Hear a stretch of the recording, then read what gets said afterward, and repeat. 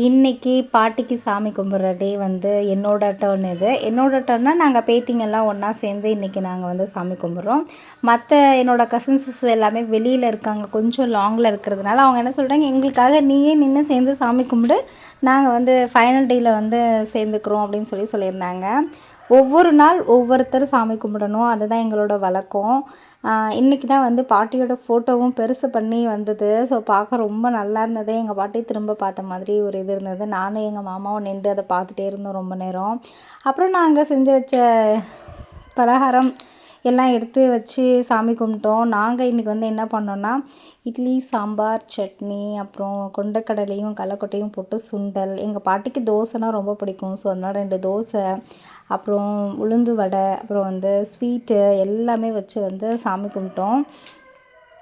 எங்களோட வழக்கம் அப்படி தான். ஈவினிங் டைமில் அவங்களுக்கு என்னென்ன பிடிக்குமோ எல்லாமே சேர்த்து எடுத்து வச்சு சாமி கும்பிட்றது தான் வழக்கம். அந்த டைம் வந்து எல்லாருமே அங்கே அந்த இடத்துக்கு வந்துடுவோம். அந்த ஈவினிங் டைம் காரியம் முடிகிற வரைக்கும், எத்தனை நாள் காரியம் வச்சுருந்தாலும் சரி, அத்தனை நாள் வரைக்கும் டெய்லியும் வந்து ஈவினிங்கில் இந்த மாதிரி படையல் வச்சு தான் வந்து சாமி கும்பிடுவோம். உங்களுக்கு என்னென்ன பிடிக்குமோ எல்லா ஐட்டமும் வச்சு கும்பிடுவோம்.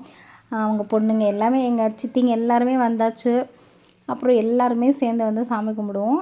இந்த 11 நாளுமே வந்து வெளியில் எங்கேயும் போக மாட்டாங்க. அப்படியே வந்து போனாலும் அந்த ஈவினிங் சாமி கும்பிட்ற டைமுக்கு வந்து வீட்டுக்கு வந்துடுவாங்க. எங்களோட வழக்கம் இது. இந்த மாதிரி தான் நம்ம சாமி கும்பிடுவோம். நம்ம வந்து கடைசி அந்த 11 நாள் முழுக்க முழுக்க அவங்களுக்காகவே நம்ம வந்து அந்த டைமையும் அவங்களையே நினச்சி அந்த இதுவும் நம்ம கொடுக்குறது, அவங்களுக்கு பிடிச்சமான சாப்பாடு எல்லாமே செஞ்சு அவங்களுக்கு படையல் போட்டுட்டு அதுவும் வந்து சாப்பிட்றது, இப்படி தான் எங்களோட வழக்கம் வந்து நடக்கும். அப்போ ஒவ்வொரு நாளும் ஒவ்வொரு இன்சிடெண்ட் வந்து அவங்கள பற்றின நினைவுகள் எல்லாமே ஷேர் பண்ணிக்கிட்டே இருப்போம். எனக்கு அந்த டைமில் பாட்டி இந்த மாதிரி சொன்னாங்க, இந்த மாதிரி பண்ணாங்க. நான் சின்ன வயசுலலாம் லீவுக்கு வரும்போதெல்லாம் எங்கள் பாட்டிலாம் பயங்கரமாக கவனிப்பாங்க. நாங்கள் எல்லாருமே ஒன்றா வருவோம்.